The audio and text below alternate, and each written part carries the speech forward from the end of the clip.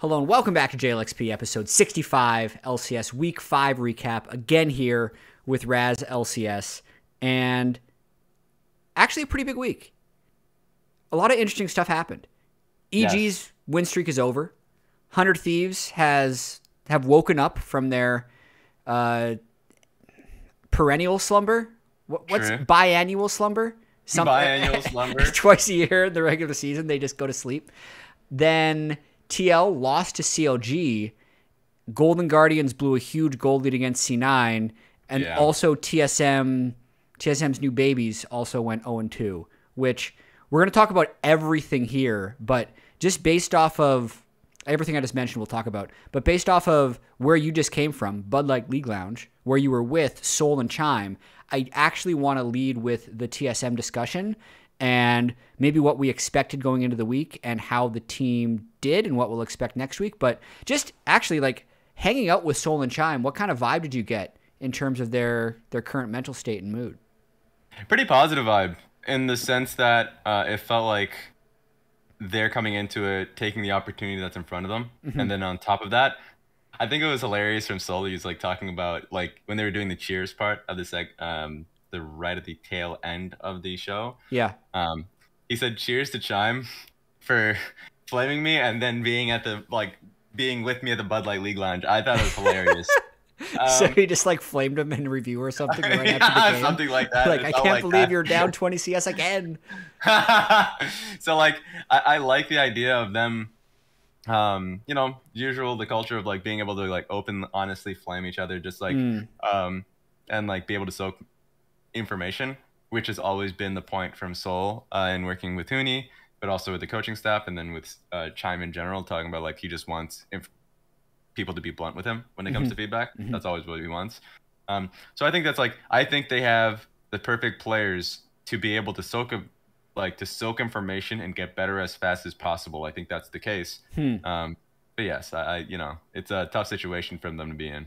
Yeah, I mean, it makes me reconsider the conversation we had at this point 2 weeks ago where they subbed them in. They were at the time 2-5. Yeah. So they were 2-5 with Huni, Tactical Mia, and now they're 1-3 with Soul, Chime, Instinct. Yeah. I'm always running through scenarios in my head of they did just 0-2 and it wasn't that good, and where are the fingers going to get pointed? Like, is it going to be one of those situations where they say, okay, actually, we've done all that we can. The results aren't that much different, so we'll let this newer thing run for a while? Or do they keep tinkering?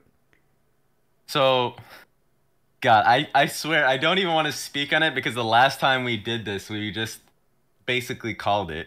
I do not want to see a change. I said it last time, and then we saw a change.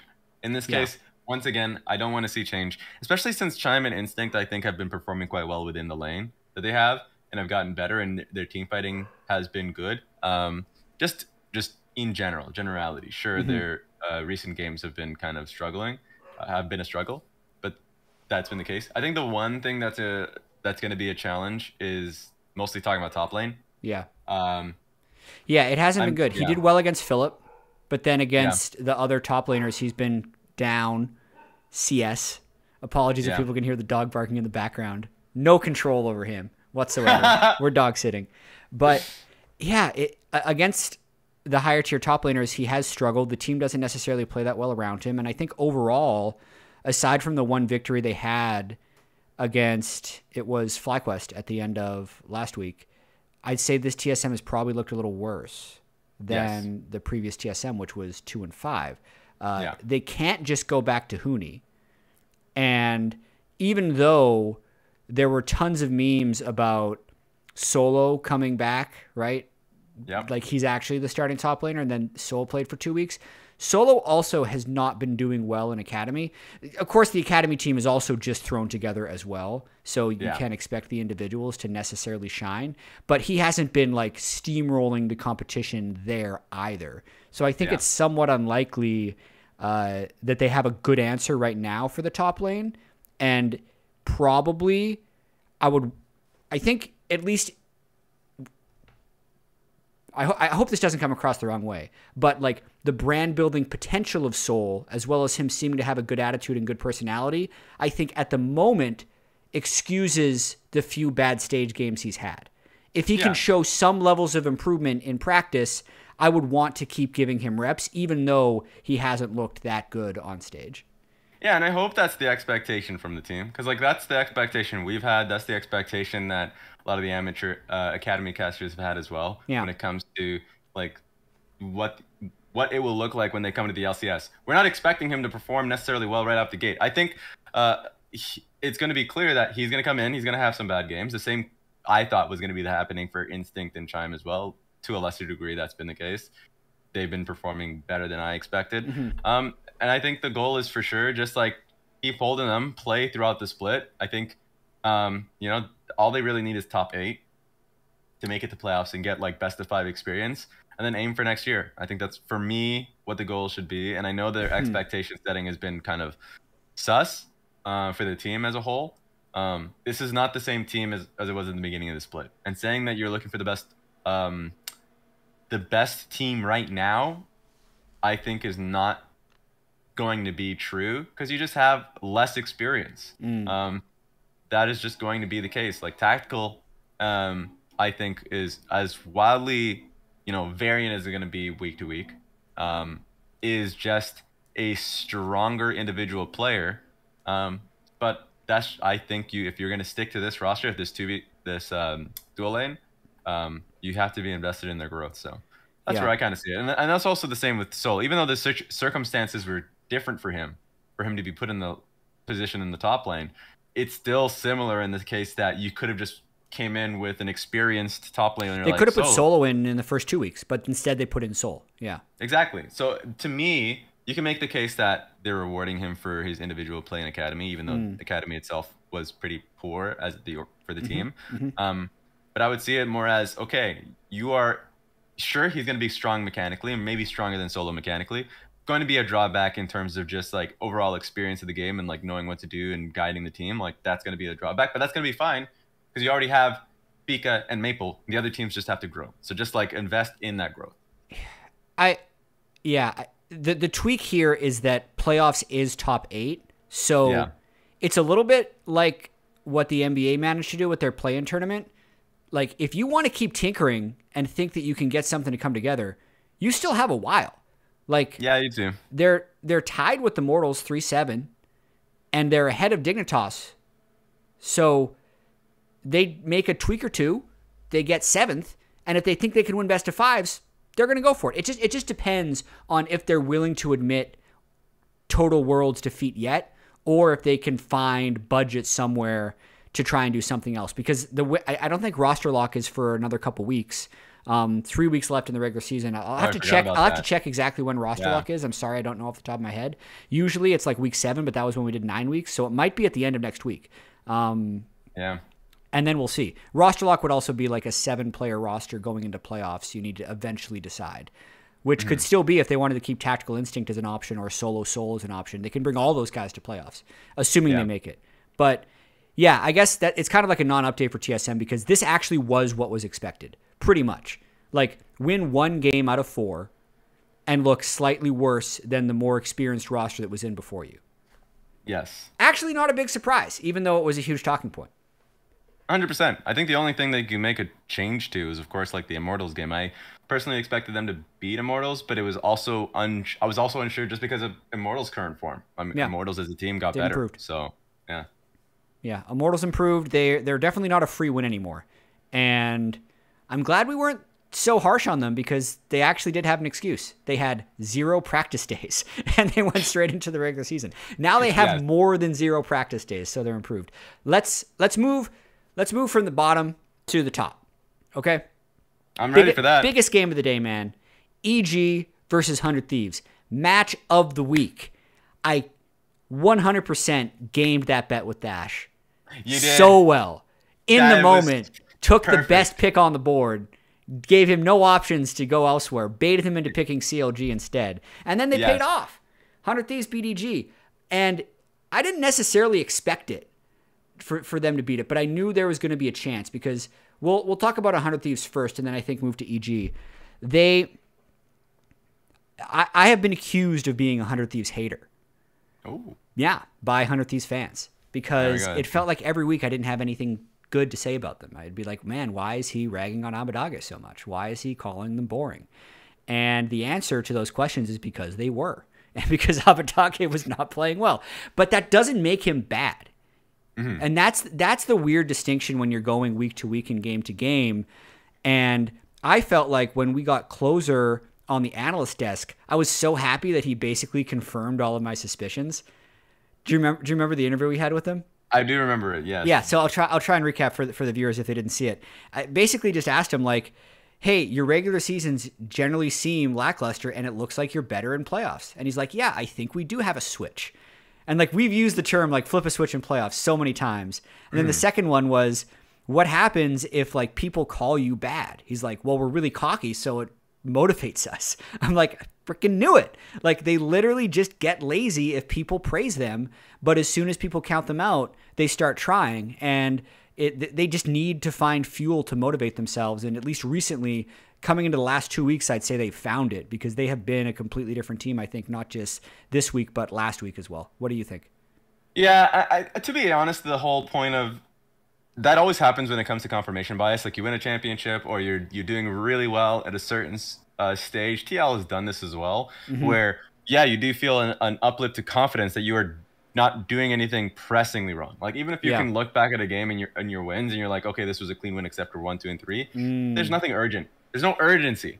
So then losing is urgency. Like, if you're losing, if it's to a top team, you can make the case. You're like, okay, next time will it be better, or one thing or another. But if you lose to a team that you clearly think that you should not be losing to, period, then it becomes a concern. And I can imagine that their loss to FlyQuest, as much respect as FlyQuest is getting, that was in the time that FlyQuest is on a ramp up. And I think the significant win that they had was Cloud9. It kicked their ass. And actually, even going further back, I remember specifically there was a game. I have to look back now because I got it. What do you want? So it was before their win to CLG. So it was the FlyQuest one. It was the FlyQuest one. Because I remember talking to Jonathan, the manager for CLG, and he was just like, yeah, we don't know what we're going to face against, because you get 200 Thieves after they lose a game. You either get the depressed 100 Thieves, or you just get the one that is just pissed off and playing insanely well. And that's what they got. Yes. You get locked in 100 Thieves. And so that kind of feels like where 100 Thieves are at. And to make it more clear, I feel like they're individuals who just are, specifically FBI looks insane right now. He had an amazing week. The same could be said for Abbedagge. I had actually on the desk voted for 100 Thieves to win this one. I saw. One reason for it is because I think too often do I go for the safe bets when it comes to a team. And also there's been a lot of information from 100 Thieves side from last week to this week that they are just scaling up and performing better. Their comps look more cohesive and aligning with what they've usually played best with. And then Abbedagge and FBI just had an insane game yesterday. I was like, okay, so they're just going to be in form while Evil Geniuses are sky high in terms of confidence. So they're the team that's going to need a kick in the ass, I feel like. And you were getting interviews from, JoJo and all that, talking about how like there's no competition, it's kind of bored, all these things. So I feel like usually when you're at your peak, kind of like what we're talking about with 100 Thieves, that you really do need that swift kick. So that's kind of where I kind of placed my bet with 100 Thieves, and they did it. And now that everyone's given them credit, next week they play Dignitas and Immortals, so we can chalk in like at least a loss, like at least one. Maybe they might have peaked too early. This is 3 weeks before playoffs, guys. You don't have to. They won't do it to Dignitas because they already know the Dignitas 100 Thieves. Yeah, they've already pissed them off. Yeah, Dignitas has already made them angry. Immortals though, they've done nothing to make them feel threatened. So that's where Immortals comes and takes them that win. Interesting point you had about EG. That game in particular, it really did turn in the Rift Herald fight where Abbedagge clutched it out, got a Renata revive at the last second to pick up 2 more kills, and then kind of use that goal lead to win every other team fight. That type of fight has happened in like 5 EG games. It's just that's the first one they lost. So part of that is definitely 100 Thieves like stepping up, and another part of it will like we'll have to touch back on this later because we've had nothing but positive things to say about EG because they've just won every single one of those team fights. Now that they've lost one, it probably won't affect the way that they play. But I guess the point I'm getting at is they are vulnerable in that way. Like, they don't completely blow people out of the water. They just are in relatively even situations, and they've been out team fighting everyone. So that leaves the door open for them to make mistakes and drop games. Yeah, and I think an added factor to that one is also just the draft. I think the draft that they had in particular was a different one. Yeah. They had AD carry left to 4-5, and they ended up picking Kaisa, so their comp was like Kaisa, Nautilus, Poppy, Ari, so it was very like really had to go in mid-game. Yeah, it was mid-game, all in. Problem is, I don't think they were... Not the scaling type of stuff they've been so good at, playing with range advantage. So they actually skipped out on scaling, had a worse early game, especially with Abbedagge getting solo kill on Jojo Pian and just overall taking the lane. It felt like they really didn't have an angle until that fight that you were talking about, where it felt like they were so close to taking a win on that. So I think they'll probably look back at the draft on that one because they're getting a little bit creative once they started losing like Jinx, Misfortune, Aphelios. Like, they did lose a lot of ADs and dropped to 4 or 5. Yeah. So that's something to look into. But yeah, I don't think they'll be too concerned about it. I do think if they lose more games and have like lower quality games, that they'll start to second guess their fights. I would agree. FlyQuest, on the other hand, they did it. They were hyped up. Yes. We said, guys, they're better than their record. 2-0. Boom. Boom. It happened. Player of the week, Tukiduki. I can't believe it. He did it. That's actually insane that that's the case. It was close. It was close. Abbedagge was like very, very close runner-up for player of the week. And Jensen was like honorable mention because he actually had like 2 pretty solid games on Orianna and Talia.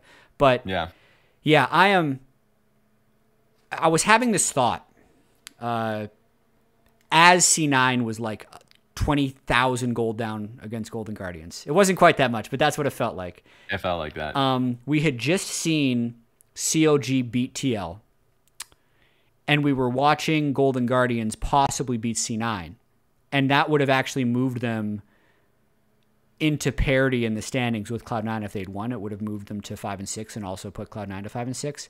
And then I also knew we had FlyQuest, who was on track to go 7 and 4. And in that moment, I was thinking, like, have FlyQuest actually moved themselves in, or has even COG moved themselves in to that more elite group?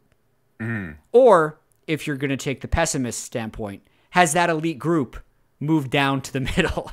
Would be the other way. But like, I was really having those thoughts, and we've seen it not just in the LCS. We've also been seeing it a lot in the LEC, like this increased level of parity. But yeah, I was definitely noticing in those games, and throughout all this parity, weirdly enough, like what feels like the most consistently performing team to me has been FlyQuest. Like, again, they won through stacking a Dragon Soul, having a pretty solid early game, and then having the wherewithal to use those leads. They're not like super outscaling people. They're just playing like generally solid fundamental league, and it's kind of refreshing to watch them move up the standings in that way when no one expected them to do so at the start of the year. That's the beauty of Summer Split. I think Summer Split, you'll always get teams that recognize their weaknesses and like will make either wholesale changes to upgrade, or in this case for FlyQuest, those tiny tweaks, those tweaks that improve their team culture, and also recognizing, hey, we want to stay together.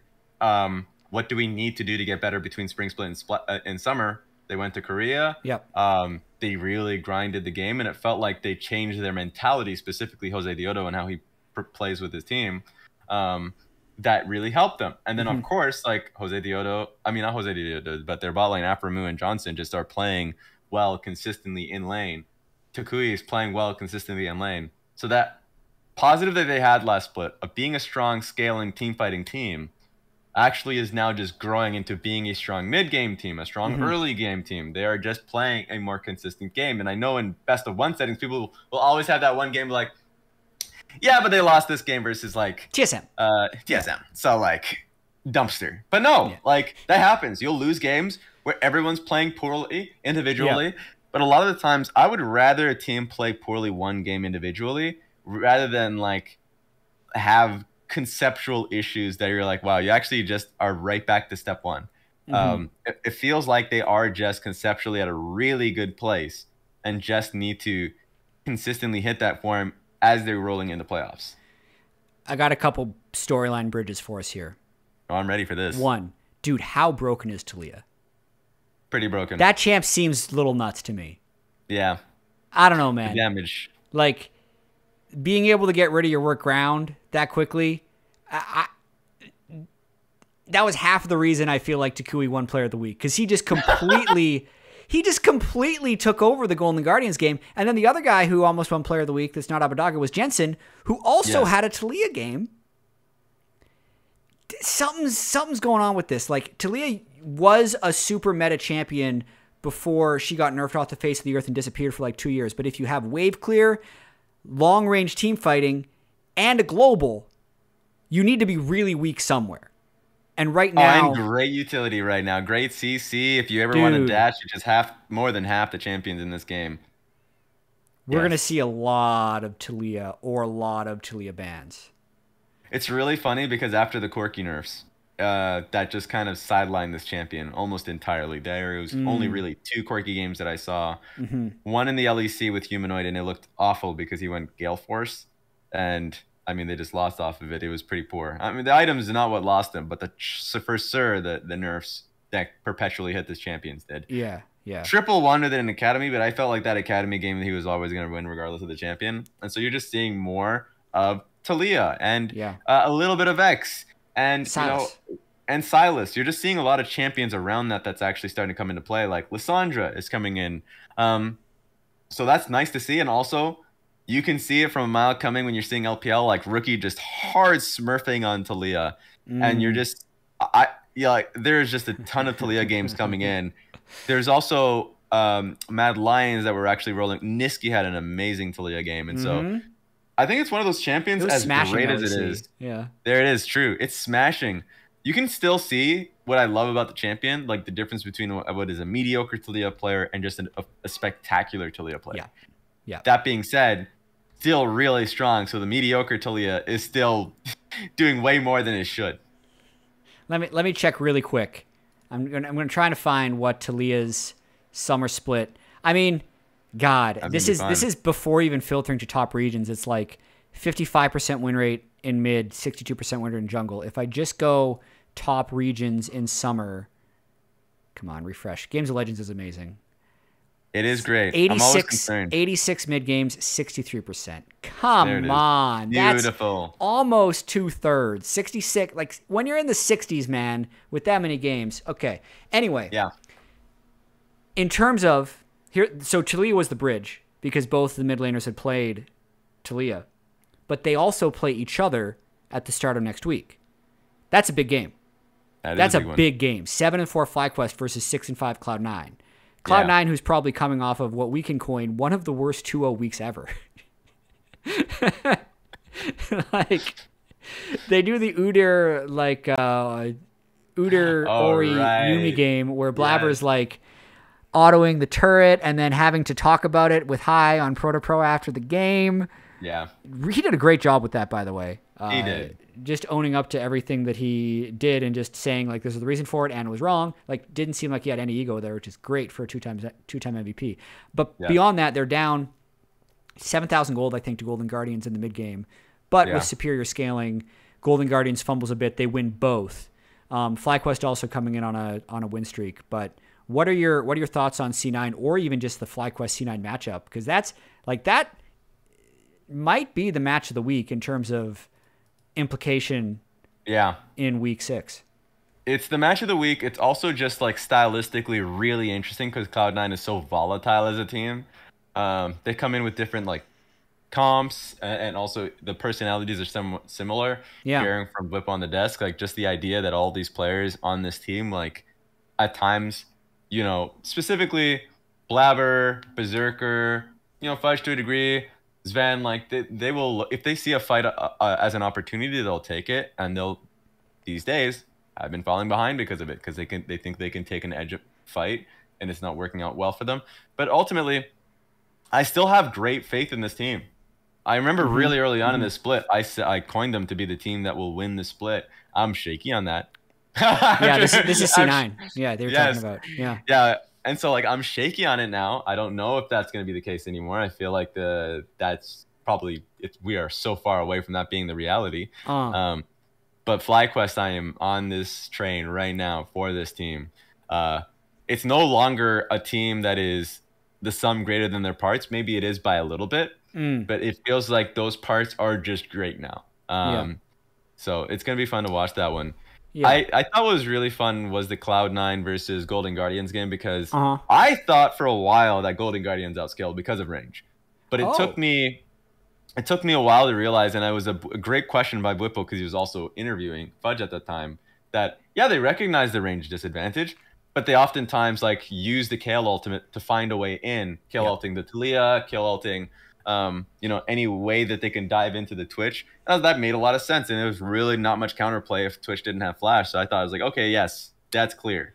Golden Guardians should still won that game fight. Yeah, but they at least had the creativity to come back in that. I really think that if Twitch stays behind Sejuani, the game is so much easier. It blocks Nautilus hook, it blocks Taliyah Qs. Yeah, I think they just win. Like, I think the fact that he was trying to fly is, they'll review that game. They will. I will say that I feel like the core issue for Golden Guardians, because they find themselves in this situation multiple times, is if they have a lead, they overcomplicate it and they are too impatient when it comes to being able to close it out.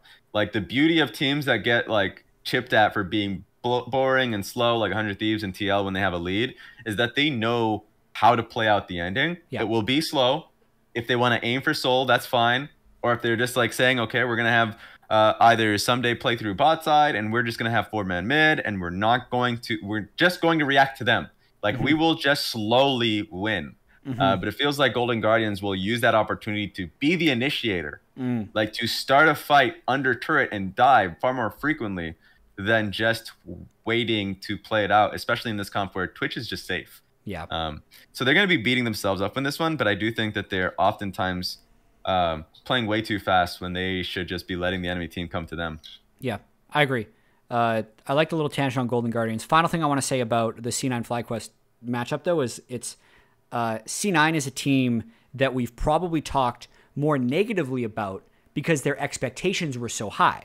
Yes. But FlyQuest we've talked more positively about because their expectations were low. Yeah. Now we'll see like who in this moment in time is actually the better team. I think it's actually very close, even if what you've heard of the teams has been more negative to C9 and more positive to FlyQuest. Big week for both of them, by the way. So FlyQuest plays C9 EG, but then C9 plays FlyQuest TL. Those are great. Oh, okay. It's a good week. It's gonna be great. It's a good week. Yeah.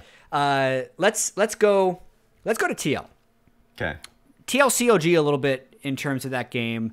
TL's other game of the week was against Immortals, where they played Seraphine Alistair GP, Swain, and just like drain tanked Immortals to death. Yeah. If you remember that game. But then this one was a little peculiar. They picked Draven very early. They counterpicked Graves top lane, so they had two fairly short-range marksmen. Bwippo, you got to talk to him on the desk afterwards, said they definitely felt like they were outranged in the game, so they're trying to find creative angles in. But COG is also a team that you would just expect this TL team to beat. And on the topic of like how much we talk positively or negatively about the team, it's almost been nothing but negative TL talk because since week one, because week one, they looked like the runaway favorites to win the split with the 3-0. Yeah. Since then, they have been 4-4. So freaking disappointing. Yeah. I guess the question that I want to answer is like, do you think they are broken somehow? I don't think so, but I feel like they still have so much to work on. On Saturday, we were talking about the fact that this team, it feels like, they're late for objectives pretty frequently. Yep. Because they're confident that they can still take the fight regardless, even though when they're playing early game comps, like solo point is your win con. Like if you are starting to, like the fights are starting to slip away from you, you definitely want to be able to aim for that, or to at least be in position so they can walk into you and you just have a more favorable fight. But they oftentimes will sack that, which I don't like. And then the main point is like, team fighting is supposed to be their strength, but either they will misplay team fights just inherently, either be it through Hansama or something. There will always be some factor in which the team fight won't work well for them. Or some of the more concerning things, like this game was just, I didn't like their draft. I like Draven being picked recently. We're seeing a lot more Draven picks. I don't like Draven blind. Like, especially versus a CLG team that's willing to, and I know that a lot of focus has been on Dokla, but for the whole year, counter pick has been so good for this team. And you're giving Luger the opportunity to counter pick AD, which he uses really well. MF is just the pick. And Lissandra being picked, where I feel like, I'm trying to remember where the Azir came in, but Azir was early, Lissandra was the counter to Azir. Yeah. So I think it's just great if you're trying to find angles versus this team. But in general, it is such a good front to back, long range comp that you cannot engage in. If Lissandra goes into an Azir MF, and an MF has at least any sum, Flash more importantly, and you cannot follow the Lissandra's engage. So I also felt as though that it was just a really hard draft to play out in team fights. I'm sure they could still do it, because even though Team Liquid had like a 4K gold lead, even though every fight was like, wow, it's actually still really hard to play into CLG's comp, and CLG is still making some mistakes in the early game dragon fights. And then there was also the goal lead that Bwipo also talked about that he had, so he could actually bully the Fiora in side lane. So they had angles, but it was still a really hard game because of the draft. And so I think that's something that they'll have to work on, much like 100 Thieves worked on. I felt like now they have drafts that are working well for them, where Team Liquid's kind of workshopping it. Yeah, it feels still like maybe even since Spring Split, every week they will go back to the drawing board, and then you can kind of clearly see, oh, this is the thing they worked on this week, and that's what they go with. All the way from when Bwipo was playing Lucian top to last week when they were playing Lucian bot. I know that's a lot of Lucian, but every week has something like that. And maybe this week was more, let's just pick what we think is OP and just force it. You know what's funny? Looking back at the draft, so CLG ends up banning Corki, and I understand the reasoning for that. I think Corki's here. In their team, they still kind of fear Corki. Like I mentioned, Triple in their academy team still played Corki. Range would have really handled this one, and I think Zoe's seeing a little bit more play. I think Zoe actually is a good pick here, because you will be able to outrange Misfortune Azir, and also on top of that, like the Poppy's their jungler. I actually think it does a great job. But in general, I think they went into opting into a dive into a composition that handles well versus that. And I don't want them to do what you just said, where they just go to the drawing board pretty frequently. Yeah, that's basically, and maybe this isn't what's happening. This is just what I see from the outside. But they now only have 3 weeks before playoffs. They seemingly keep restarting. I want to see them build something, and literally like what they said at the start of the split, just build on that over and over. But I feel like whenever they have a loss, the pressure is so great within the organization and even within the team. Just hearing what Bwipo said in his interviews on Saturday, not necessarily what I said on the desk today, that they think something must be wrong if they've lost. But what is actually wrong is that they think something is wrong. And then they're not just trusting themselves to improve over time, and instead trying to fix something maybe that isn't broken. But who knows? I agree. And my last point is that I don't want like people, fans, or even Team Liquid to overthink a lot of the current problems with how they're drafting, or necessarily playing out the current comps. I'm sure playoffs will be in 12.14. And 12.14 is actually such a massive change to how the game is going to operate. I think it's like basically the counter to the durability patch. It's the fragility patch. Yeah. It's the fragility patch. You should coin that one. That's a great one. It literally hits everything that the durability patch propped up and counters it while also hitting potions. So it's actually just a lot of anti-sustain. There's a lot of anti-sustain. Yeah. So it's such a large change that I feel as though that every team that's going to be going into the playoffs, and we're going to have more conversation on that one, sure, or whatever last week. I don't know when the patch is going to kick in. You kind of have to reform what you think about the game, I feel like. So they're already changing a lot. It's going to happen again. It's going to happen again. Okay. CLG, really quick. Next week is actually their week, right? Oh, I'm ready for this. They kind of passed their test. This week it's like, oh man, another impossible CLG week. EG versus NTL, another 0-2. No, they flipped it on you. They're 6-5, and next week they play Golden Guardians and Dignitas. If this team is for real, they're 8-5. Yes, they should win these games. That next week is absolutely their moment. Like, looking forward to that. My one suggestion is quit it with the Fiora. Shit's not working. I'm sorry. Like, maybe you're getting a few kills, but the fight, they actually ended up winning this fight. It was around Baron. I think Luger got off like a really good MF ultimate. Palafox chasing people down. Watch Dokla in that fight.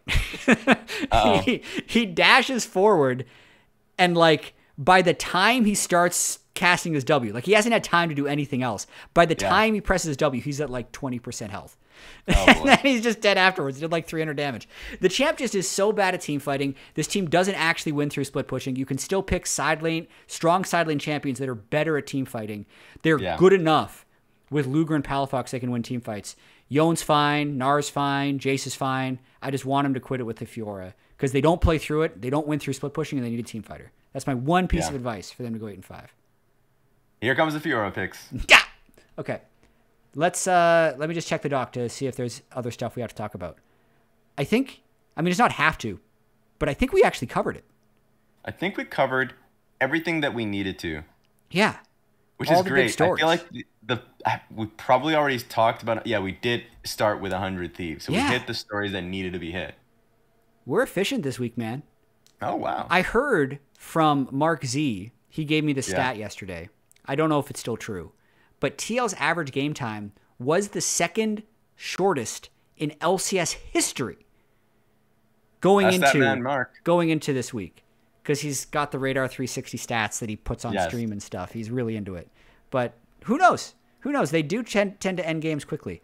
Any final LCS points you want to talk about? Then I do want to discuss NBA after this. But okay. So the final LCS point is, we already talked about the bet that you had with James, that James lost. James Patterson. So James Patterson, he lost that bet. I should explain what the bet was for people that missed it. Dash was complaining that we don't make enough bets. And then I said, well, it's because you don't bet as well. You and me should make a bet. And then on the spot, I said, like, we'll bet who will beat EG first. And the loser of the bet, Dash came up with this one, will stand in an ice bath for an entire pregame segment. Yep. So we'll see how that gets pulled off. I really hope that's gonna be fun. I really hope I'm on desk that day. Because when I won the bet with you, I wasn't even there. We're flagging this one early. We'll see. This time we're flagging this one. If you're not, we're pushing it. We're pushing it. Okay. The other bet that is end of split, but oh god, I do not want to be in this position again. It's the Habanero bet. I've lost it. It's so doomed. You're doomed. I'm slipping. The fact that Mark hit gold with FlyQuest and my CLG bet, thankfully they beat Team Liquid, but they're right now they're tied with 5th with Cloud9. I expect Cloud9 to get better. I don't necessarily expect FlyQuest to fall. And that just means that CLG is in 6th position at the end of the split if what I'm thinking tracks. Yeah, I hate it. You know what my nightmare is, though? What? When we made this bet, we thought there was only going to be one winner. But if C9 or TL fall off the wagon, and both FlyQuest and CLG are top 5, I would be the lone loser in this bet. That would be hilarious. Because there is no chance TSM makes top 5. It's like already over. Like, I would actually be willing to eat it next week. Like, it's over. Just get it out of the way. Like, we don't even need to wait to see. That's actually the worst thing is the looming habanero. You just know it's coming. You don't know what day it's going to be. That's actually worse. Yeah. Until they're mathematically out of the top 5. But, like, spiritually, they're out of the top 5. Yeah, spiritually they're out. But by God, they're here to win. That's what they're saying. So maybe they're gonna do something. Maybe they're gonna buy all of TLA and just start them next week. See how they do. Right from the beginning. Yep. That's the ticket. Okay. We're gonna talk about NBA as we do. Not much has happened, but even that is a point of discussion. One really funny moment that you and I shared was when LeBron played in a Drew League game. Yes. This is just social media wizardry, actually. So for people that don't know it all, like Skip Bayless is, some people consider him a joke, but he's a very successful pundit. He started First Take with Stephen A. Smith. He has his own show on Fox now, but he hates LeBron and will just shit on him whenever he can. The fact that he pulled out like a GOAT level hater tweet when LeBron played in the Drew League, and it was a level of parody and seriousness, and you couldn't tell. I couldn't. I had to double check the @. If it was a fake account or not. Yeah, I for sure thought it was a fake account because there's no way. Do you have the tweet? Let me get it quickly. Okay. Let me get it quickly because I can track it fast. He tweets a lot. That's the problem. Oh, that is true. He does tweet a ton. If I can find the Drew League one. Real Skip Bayless. 3.2 million followers. This man is a machine. He just doesn't stop. He is the ultimate promoter of his show and undisputed. Yeah. I know the text, so I'll be able to get it quickly. Yeah, I might beat you to it. But he tweets like 7 times a day. It's impressive. So wow, he's also talking about it on his show too. You can't find it, Ken. He talked about Drew League on his show. Okay, so, I think I got it. Okay. Love it that LeBron played in the Drew League today, but, comma, he shot only 2 for 13 from 3, ? He missed the late free throw that would have at least clinched overtime, ? Some things never change. He just hated on the man playing pickup. It's the funniest thing. Yeah, and also a guy who is just like, has had some of the most clutch playoff runs ever. Just doesn't matter. He missed a free throw in the Drew League. The funniest thing is that also, you're right, like, there is a clutch stat in particular that he just destroys, like LeBron. But he has now concocted the narrative that LeBron is not clutch. Yeah. And it's the pervasive thing that he pushes every time. They can buy into it. He's not clutch, not a winner. Another good piece of NBA. You saw the Kevin Durant stuff with. Say it again. Did you see the Kevin Durant stuff with legacy points? A little bit. That shit was so funny. Only a little bit. This man tweets so much. So basically, he was like, "What did you do today to add to your legacy?" Yeah. Because everyone's talking about like legacies now, and one person was like, "I empty the dishwasher," and he was like, "This shows you're a team player. Legacy points added." And then then another person is like, "Oh, I don't even remember what it was like. I drank a 6-pack." He's like, "Not enough. Legacy points deducted." Deducted. And now the meme is anytime he does anything, you can say whether it adds or subtracts from his legacy. That is funny. It's such a good shot at the NBA media. It is. It's great. There is somebody that also was like, "Oh, you can never do this." It was like related to Michael Jordan, and it was just Michael Jordan hitting a fade. Just like just a fade away, and he's like, "Guys, I got to fade away too." Like, what's this? It is just so hilarious how he can pinpoint certain things within the media or just like randoms on Twitter that he probably shouldn't be responding to, but he does not care. Yeah, and that just makes it so funny. He is such a degenerate. He's such a degenerate. He's literally like there's not even like, it's crazy that a superstar as big as Kevin Durant is as salty as he is on Twitter. Because I can't even think of like league players that are that salty on Twitter. Like league players are so contained compared to like $40 million a year Kevin Durant. Here's a good one. Some guy named Jake McGrady. I'm sure he's someone I should know about, but he's like, drank 4.5 cups of coffee in 2 hours, and then he quote retweets and is like, "That's not enough legacy points deducted." That's the one. Yeah. In terms of actual news, there's nothing. Kyrie and KD probably running it back is what it feels like. There was the fear about Ayton. You know, the fact that the Pacers were gunning for him, and then we're basically fighting for like the max contract. So the Suns actually had to match it. Yeah. So I'm sure the Suns are going to try and at least trade for him because it doesn't seem like there's a chance that they're keeping him, but they didn't want to lose him for nothing. Oh, so. I'm pretty sure they can't trade him though. I think they're just I think there's a rule there. I think Ayton is just like on the Suns and making all the money. So he just kind of wins. I think he played his hand beautifully for people who didn't want to give him max. I think that's pretty much it. Jalen Brunson got $100 million, which is interesting. We're going to see how he does on the Knicks. I wouldn't have done it. I'm just saying, but I don't know what the play was. I don't know what the play is for the Knicks otherwise. The typical thing from the Knicks. Yeah, they really run it didn't back have with much Randall. to play. Like, I don't know. Maybe get Mitchell. I mean, they're probably trying. The timing of that probably just screwed them. Like, I bet you I bet you there would have been a way they could get Mitchell, but now that they have Brunson Mitchell, I just don't think that works together, man. You can't just have two players that are like under 6'4" and win a championship as your starting backcourt. I just don't think it's possible. Yeah, that one's pretty tough. I guess we already talked about it a little bit earlier. I don't know, the Minnesota trade that they ended up getting. That was nuts, actually. Yeah. I don't like it. Yeah. Just because, like, defensively, people always give Gobert, like, props defensively. Mm-hmm. But the issue that Utah always runs into that just makes Gobert pretty trash in the playoffs is that he just cannot defend the perimeter. Like, he's naturally not going to be a fast defender. So if he's going up against a team that can just lob shots in the perimeter, like, it's going to be a tough team to basically fight for. And now they have two massive defenders. I mean, it's just, I don't know. That one's going to be tough. That one's weird.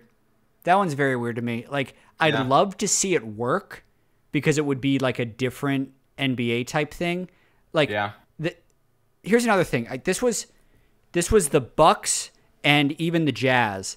Like, there are certain teams that are like more unique that will generate regular season wins.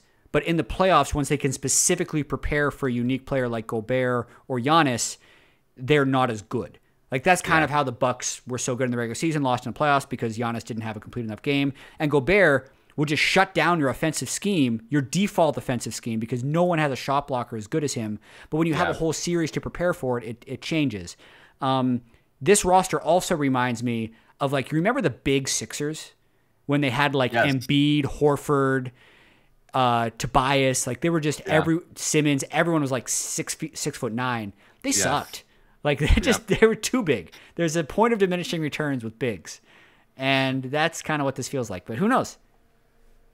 It might work out for them. I mean, they're definitely trying to win right now. I think, and also if you already know what this weakness is right from the get-go, you can work at it right from the beginning. You have Cat and Gobert. It's definitely the new owners trying to make a big splash. Yeah. So I don't know who the other guy is, but it's A-Rod and some other guy. And I heard as well, so not only did they do this crazy giant trade, they have like the highest paid GM in the league. Yeah. Ooh, so like you're right. They actually made a trade for that. They bought the guy from the Denver Nuggets who drafted Jokic and gave him like equity in the team. Like, it was just an absurd GM package. And the GM's like, fuck it, I got equity. Time to give away all our picks. Like, what is he doing now? Like, he's got the easiest job in the world, dude. He gets like $8 million a year and doesn't have to scout for like half a decade. What a beast. That's hilarious. Hey, now he's looking into those second rounders, guys. Can you imagine, like, what's your job? I construct the roster and I scout the draft. But I see a hole. We need Rudy Gobert. What's it going to cost? All our draft picks. Oh. All right, I'm done here. I'm just going to go. I'm not even moving. He's just going to stay in Denver and GM the Timberwolves. Hey, I did my job. There we go. I'll see you when we have some draft picks. I don't know. What can I do? Okay, that was fun. I don't want to belabor the NBA stuff too much. True. Yeah. Okay. Raz, thanks again for joining me. If you've managed to make it through all the NBA stuff, a couple call-outs. Last week in the 10 Thoughts episode, thank you for the people that posted that on Reddit and also contributed to the conversation. Just another place for the conversation to happen was cool. And also, like, shout out to the TSM subreddit. They consistently post this there and have a discussion on, like, our little TSM section. So I really appreciate it for the people that are doing that. And Raz, as always, appreciate you coming on here and talking with me. All right. Thanks, everybody, for watching. See you next time.